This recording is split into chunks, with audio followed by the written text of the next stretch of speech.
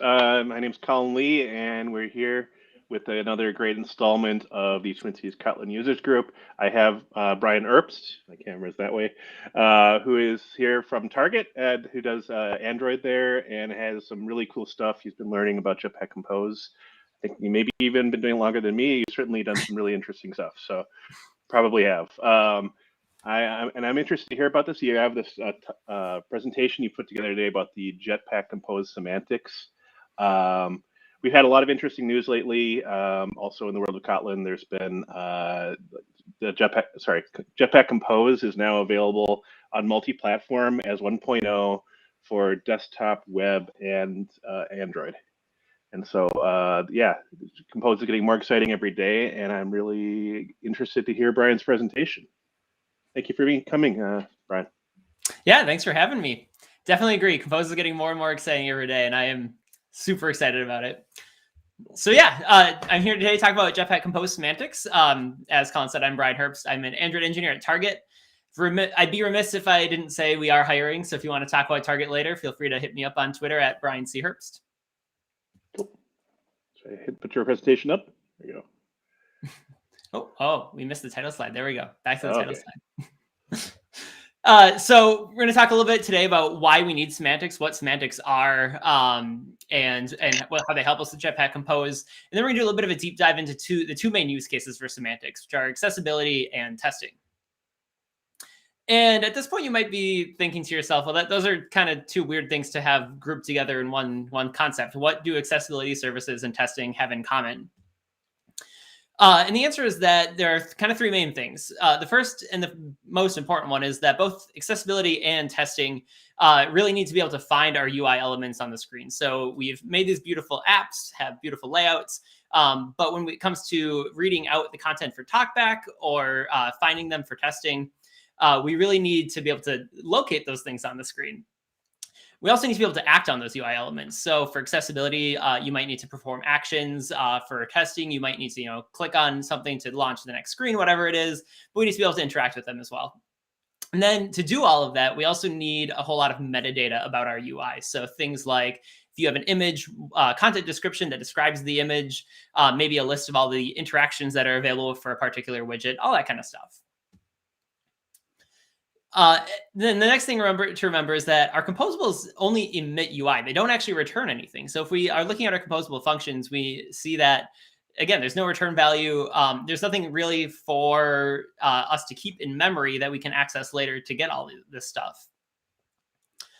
And when we talk about Compose, the other kind of thing that comes in is the composition, which is the state-aware tree of composables. So this is how Compose does all of its magic with state. And when we give it new state, how it's able to recompose, call our composable functions again. But again, this is just focused on state. This isn't really any metadata about our UI. It doesn't really keep track of the things that are being displayed on screen necessarily. So how do we support accessibility and testing in Compose? How do we support finding these UI elements, getting that metadata? As you probably guessed by now, semantics are the answer to that. Semantics are here to rescue us.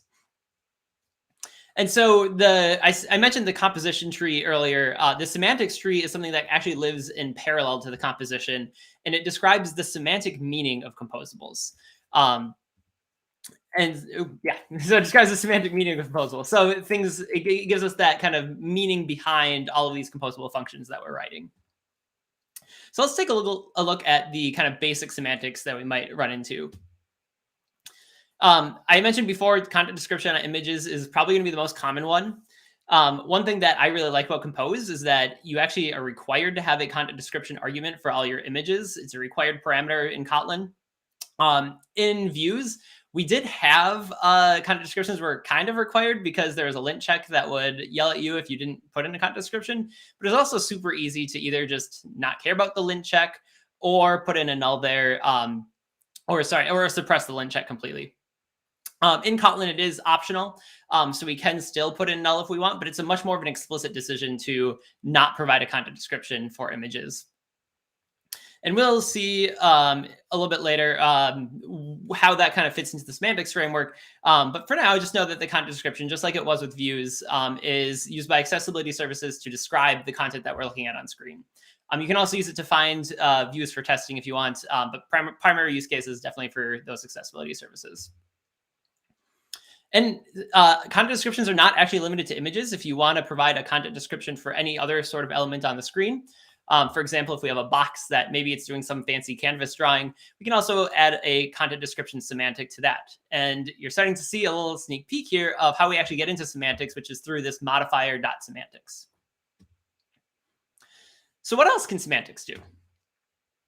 Well, so I mentioned we have that modifier semantics before, and that takes in a trailing lambda. And the this inside of that trailing lambda is semantics property receiver.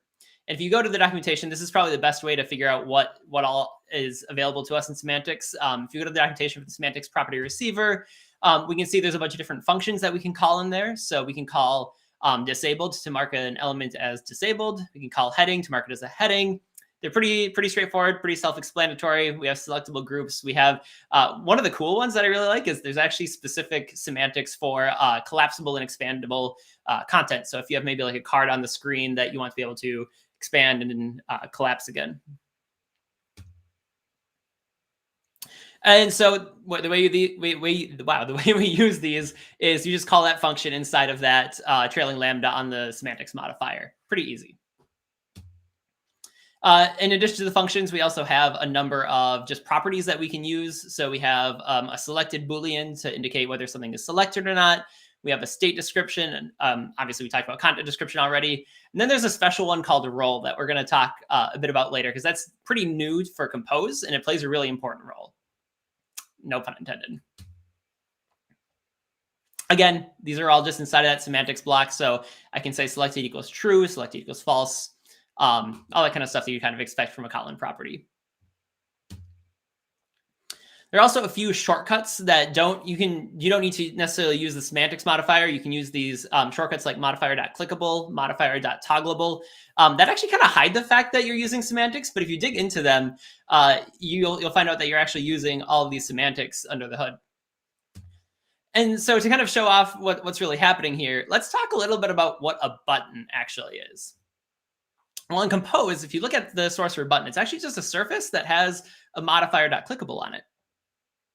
If we go one layer deeper and we look at that Modifier.clickable, we'll see it's really just Modifier.semantics. It does merge all of its children together, and we'll talk a little about what that means a little bit later in the talk. And then inside of that Modifier.semantics, there's one of the functions that we can call is onClick, and all that takes in is an action of some sort. And so this is really how that clickable modifier is working under the hood and how we're setting up our button to be clickable. It's all semantics. There's also a whole bunch of other stuff in there too. I'm very much truncating the clickable modifier, but it also has other things like if you pass in enabled equals false to the clickable modifier, it'll call that disabled function that we mentioned before.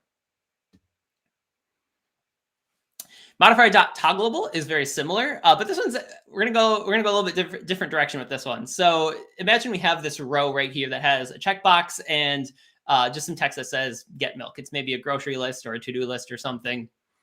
The kind of way we'd probably start building this composable is we just have a row, we have a checkbox, we have some text. That's gonna work more or less. But what we're going to find out here is the checkbox is the only thing that's clickable right now. So if you can see the kind of ripple touch feedback that we're getting when I click on it. If you click anywhere else in the row, it's not going to do anything, which is fine for some use cases, but usually we want that entire row to be clickable. So let's use that modifier.toggleable on the row instead of the checkbox or the text to make that entire row toggleable. So imagine we have some checked, remembered, mutable state somewhere else in our composable, and now we're just using that modifier.toggleable on the entire row. And now we get a little bit better behavior. If I click over here on the get milk area, you can see the entire row is selectable. But we have one other kind of problem that we're seeing, which is that the checkbox is still kind of independently clickable. And we can fix that too. That one's actually a pretty easy fix. Our checkbox, if you just set the onCheck change to null, it'll stop clicks on the checkbox itself. This is a pretty common pattern that I think we're going to see a lot of with radio buttons, checkboxes, that kind of stuff, where we kind of hoist that modifier.toggleable up to the row and then disable clicking on the onCheck change. And now we get We get that better behavior that I was talking about. If I click on the checkbox, now it's still selecting the entire row instead of just the checkbox. All right, so let's take a maybe a little bit deeper dive into how semantics work with accessibility frameworks. And as a little bit of a refresher, accessibility is one of those things that seems relatively simple on the surface, but actually gets really complicated on Android because Android actually lets you install any number of different accessibility services. So the most common one that we run into is TalkBack, or Samsung has kind of their own version of TalkBack. But there's actually a whole bunch of other ones too, like Brailleback or Switch. You can use a Switch input. I don't think it might be called Switchback. But the way this all works is your app historically has had all these views in it. And those views create accessibility node info objects that are part of the Android framework. And those are the objects that TalkBack and these other accessibility services are reading. So accessibility node info is really the bridge between our app and accessibility services. And now in Compose, we're kind of replacing views, and semantics are providing those accessibility node info objects instead of views. But there's kind of a mystery bit here that I'm glossing over, which is how we actually get from this semantics tree into these accessibility node info objects. And this is, someone had a great time naming this one. This is Android Compose View Accessibility Delegate Compat. And if you have used any sort of accessibility delegates in the past, this actually might look a little bit familiar.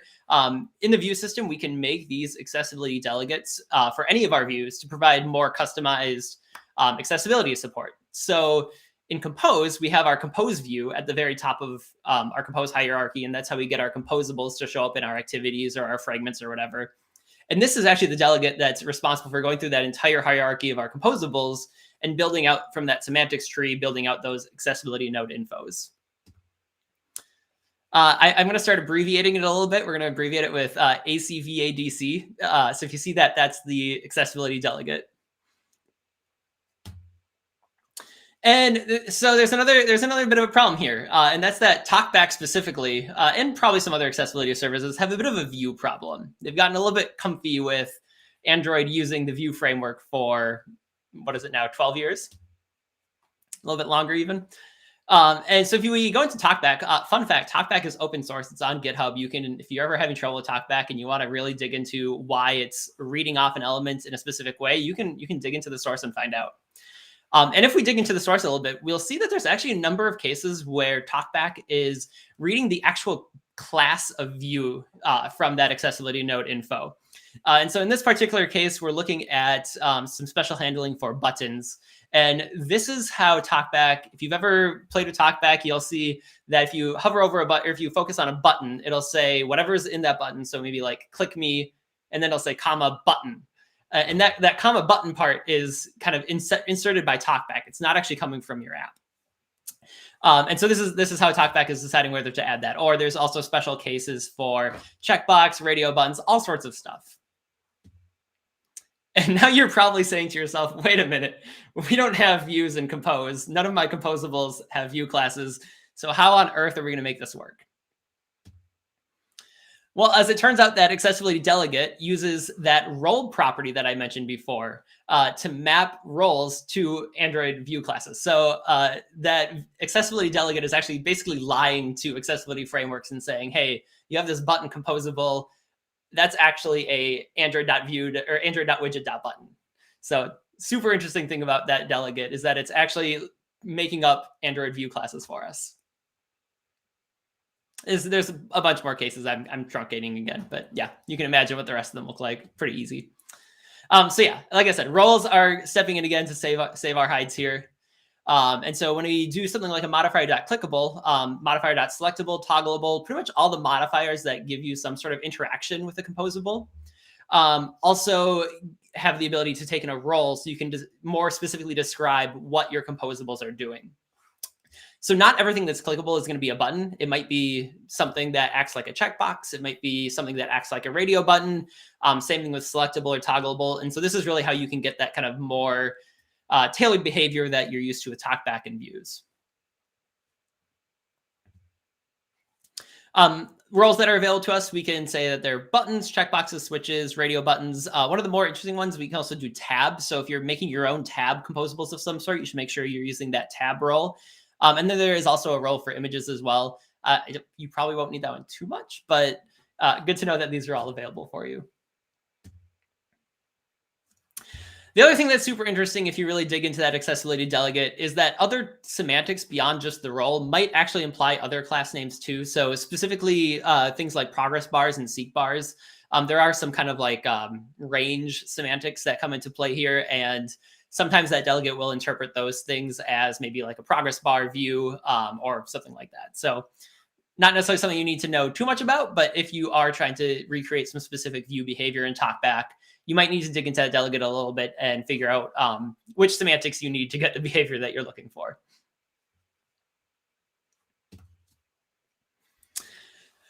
Moving on to a couple of other just common accessibility things that I know I was looking for in Compose that you might be looking for too. One of them is oftentimes when we have a button on screen, it's actually not, it might not be apparent to someone using accessibility services what that button is going to do. So in this case, we have the Files app, and there's this plus button. As people who mostly can maybe see the entire screen, and we can kind of make an inference that that plus button is going to add a new file to this list. But someone who's maybe using accessibility services and just focusing on that one button at a time might not have the rest of the context available. So one thing that we can actually do is in our clickable modifier, we can provide an on-click label. And then when we focus on that fab for accessibility, we get, if you haven't seen this before, now I'm using, TalkBack has a feature where it'll actually show the text that it's reading out on screen at the bottom. So it's a great way to, if you don't actually want TalkBack to be yelling at you all day long, to see what it's doing. But so now with this on-click label, when you focus on the button, it'll say double tap to create a new folder. The default behavior is just double tap to activate. So giving this a little bit of extra context can be super helpful if activate isn't particularly clear. Merging composables. So I did mention before that our clickable modifier has that merge descendants equals true at the top of it. And so a little bit, maybe a different look at why we need that. If we have, say we have this column here with two different pieces of text, this is pretty common. We have some sort of like a label for maybe a stat or other value.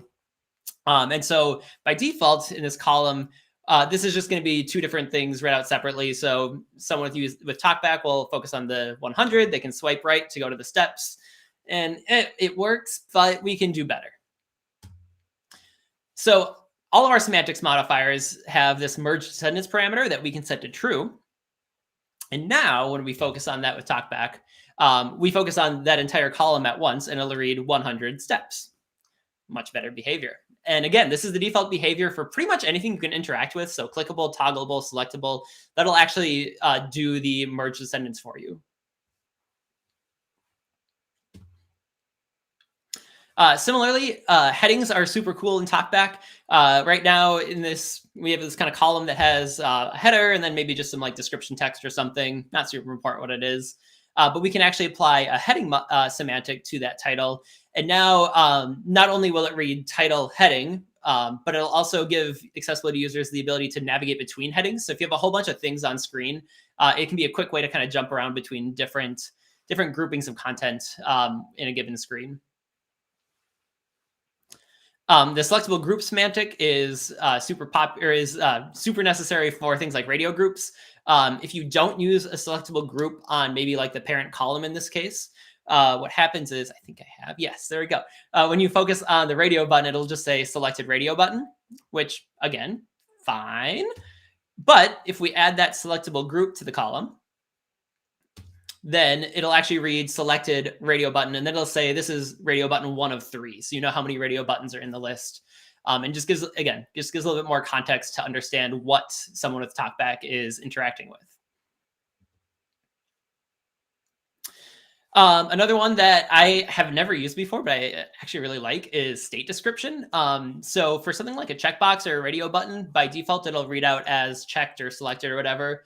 But we can actually give a little bit more context to that. So in this case, with our notifications list here, if I hover over or if I focus on one of the checkboxes, it'll just say checked checkbox. but we can provide a state description semantic for something like subscribe. So if this is a list of different newsletters I can subscribe to, now instead of checked, it'll say subscribe to checkbox. Or I could provide, if it's not checked, I could say unsubscribed. So again, just more context for our TalkBack users. A little bit more of a niche case, but one that I think is super cool. There is a special dialogue kind of menu thing that accessibility services will sometimes pull up. That's a list of actions that you can perform on a specific element on screen. And so this is, you can actually add your own custom actions into this list. So for by default, things like a button or a checkbox, whatever, is going to have actions for activating that button or selecting that checkbox, that kind of stuff. But if you want to add in your own custom things, so for example, maybe Gmail has swipe to delete, swipe to archive the other way. Those are things that aren't super discoverable for accessibility or by users using accessibility services. So we can provide these custom actions to kind of surface those options to users as well. Super easy to do. You just do a semantics modifier with custom actions, and you just provide a list of all of these actions. So that just takes in a string, and then I pulled it out, but there's also a Lambda with callback. So at this point, you're like, wow, that's a whole lot of really cool stuff we can do with semantics for accessibility users. What's missing right now? And it kind of depends on who you ask. One of the things that is missing right now is the ability to specifically announce something for accessibility. This is something that I know we have a lot of in our Target app right now, which is that something happens on screen that changes the content, and we call view.announce for accessibility, and then some text there. This does not exist in Compose today because this is actually not a good practice. You're kind of overriding the behavior of the Android framework. You're kind of you're saying, I don't like the way you behave. I'm going to provide my own behavior. And you might be providing better behavior, but chances are you're doing something that maybe the user isn't going to expect and is just going to be different from the rest of the system. So there's actually an issue. If you go onto the issue tracker, there is an issue asking for view.announce for accessibility, but for Compose. And the response from Google is, this is not recommended in the View system, so try to avoid it. Right now, they're still kind of saying they're not planning on implementing this. There are other ways that we can kind of get around this, though. So one option is, and this has actually been available in the View system for a while. I've never used it before, but we can mark things as a quote unquote live region, which is something that is going to be changing. So the snack bars are one great example of this in Compose that actually use this today already. So looking at a little bit of an example of how we actually set up a live region, say that I have some text that's going to change on screen. Right now, I just have a launched effect that after 2 seconds is going to change my text from hello to world. If I do this, then what I see is this. I know this is going a little bit fast. I should have paused a little bit more on the world part. But once it switches to world, you see that it's not actually announcing the word world. It's just doing the hello, and that's all TalkBack does. Then it goes silent, and we never hear from it again. But if I update that text composable and add in this modifier semantics with a live region, there's a polite mode and an assertive mode. Polite mode just means that if something else is already being read, it's not going to stop reading that and switch over. Assertive will immediately stop whatever else is being read and yell at you. Now, when we switch between those two, we can see that TalkBack is actually reading, once it changes over to world, it's actually reading out the world now. So we get both pieces of it read out to us. So again, we can't announce things specifically, but if things are going to change on the screen for whatever reason, maybe something like a live region is more appropriate for your use case. And that's all we're going to talk about for accessibility. We are going to move on to testing. So in the old days, which is probably still today for most of us, let's be real, we still have a lot of views hanging around. We used our good old friend Espresso, and to find views, one of the most common ways we would find views is we'd say on view with ID, provide the ID of that view, and then make some sort of assertion on it. That doesn't work in Compose because we don't have IDs. So we might also consider, well, with views, we could also say with description text, with content description text, and we can still do that. That still works. And then the other thing that still works is we can find views with either content description or actual text for like maybe a text element. Not actually using Espresso, but this is kind of we'll talk about the equivalents here.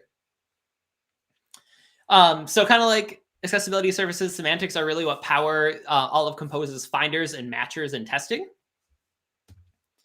And so we can basically find nodes by any of the semantics that we're using. So the most common one probably is going to be on node with content description to find a node with a specific content description.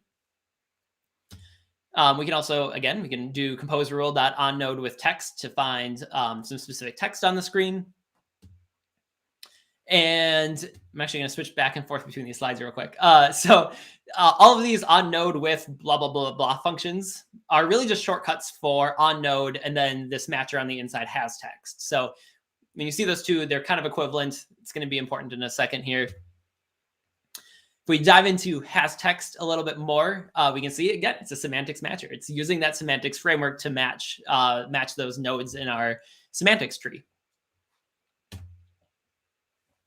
So kind of the common matchers that you might want to use: text. The text semantic maps directly to has text. Content description semantics has content description. There's a has state description if you are configuring a state description. Selected is selected. Basically, any semantic that you're using, you can find a matcher for it in your tests. Modifier of last resort. You can specify a modifier.test tag to find your nodes and tests, but highly discourage this unless you absolutely need to, because generally speaking, if your composables are testable without that test tag, then they're kind of implied to be more or less accessible to your users. Basically, when you're writing your tests, you're acting like someone who can't see the screen. You're trying to find these nodes by navigating around that semantics tree. And so if you can find those things without that test tag, then it's probably got at least somewhat decent semantics for users that are using accessibility services as well. All right, so one of the things you're probably going to run into in your tests is we talked about merging our composables together for better accessibility so that things are getting read as one cohesive unit instead of individual little pieces. And that kind of comes into play in our tests as well.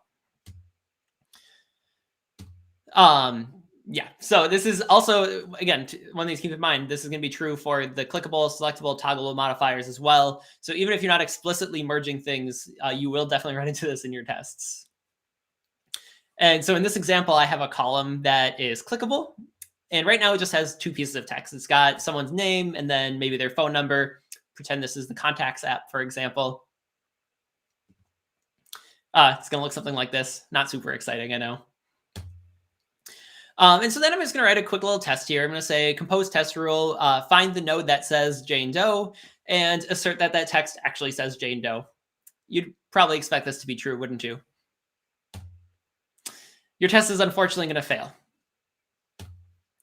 And there are some pretty neat tools in Compose testing that we can use to try to figure out why. The one that I'm using here is we can print the entire Compose tree, basically the semantics tree, to logcat. You can provide a little bit of a tag here too to make it a little bit easier to find in logcat as well. And when I do that, we'll get this big long block of text. This is a lot of text for just two little bits of text composables. But things to focus on. First, we see at the very top that we're printing with use unmerged tree equals false. That's interesting. And then we see at the very bottom that we have a node that is merging descendants. And we actually see there's my text, there's the Jane Doe, but it's in an array with the phone number as well, which is kind of what we'd expect if we're merging everything together. So how do we fix this? Well, all of our on node, whenever we do on node to find one of our nodes in our tests, we can also pass in this use unmerged tree equals true to basically take all of those merged nodes and break them apart into their constituent composables. And so now, when we do our print log, we can actually see we have a couple more nodes in our tree, and we can see that we have this Jane Doe and we have the phone number kind of split out into two separate nodes that we can actually find. And now my test passes. The last thing we're going to look at with testing is custom semantics. This is something that I don't expect people to use very often, but I think it's really cool, so I'm going to talk about it anyway. And specifically, we're going to use this example from the Crane sample app that Google put together. So if you want to check this out, definitely check out the Crane GitHub repository. It has basically everything I'm doing. And specifically, we're looking at this calendar, which has, right now it's showing January. And then if we look, we have a couple days selected in January. And if you kind of think about this from a UI point of view, we have a couple different states for days. There's dates that are not selected. We have the first day that is selected has kind of that one rounded shape. The last day has the other side of that round shape. And then we have the kind of middle dates that are also, again, a different kind of background shape. And so how can we write a test that asserts that each day has that kind of correct selectability state, or I don't know what you want to call it, day selected status? Well, it turns out the Crane app has this enum for us already called day status that keeps track of what the status of each of those days is. And so we have nothing selected, just a kind of middle selected, first day, last day. There's a couple other options too, but we'll focus on these for now. And we can actually make our own semantics. So this is where this gets cool. So we can make our own semantics for that day status. And the way we do that is we can just create a new val that is a semantics property key. And that just has a type. And the type for this one is that enum we were looking at, that day status, and then just a string key to identify it. And if you dig into the source code for how the other semantics we looked at work, content description, state description, all of those, they're all basically using these semantics property keys under the hood. And so we talked about before that when we use the modifier.semantics, this inside of that lambda is a semantics property receiver. So if we want to actually be able to use our new fancy custom semantic that we made, we can just make an extension property on that receiver that we delegate to that semantics property key that we made. Pretty easy. So now when we call modifier.semantics, we can provide in that custom day status semantic that we just made. And when we go to write our tests, we can specifically find a node that matches, that has that semantics key that we're looking for with that expected value. And if we wanted to, we get really fancy. We can actually break this out into an extension function. And now we can just call on date node to do that semantics matcher and just makes it a little bit easier to write our tests. And that's actually what Crane does. If you look into Crane's tests, it does have a couple of tests that use this on date node extension function to match on a custom semantic property. Super cool, but use these lightly because we want to avoid writing too much code specific to kind of making things discoverable for tests. And this isn't going to make your apps any more accessible. This is purely for tests. That accessibility view delegate compat has no idea how to use that day status to write any sort of custom talkback behavior or anything like that. So it's not going to help you on accessibility at all. It's only for testing. And that's actually all I had on semantics today. So definitely have some time for questions if people have questions. Cool. Keep in mind, you can write questions into the chat in your live streaming service, whether it's YouTube or Twitter or otherwise. I guess I'll launch into a question of my own. I've actually had some issues with the soft keyboard on Jetpack Compose. Have you run into cases where the keyboard had unexpected behaviors, and how did you encounter it?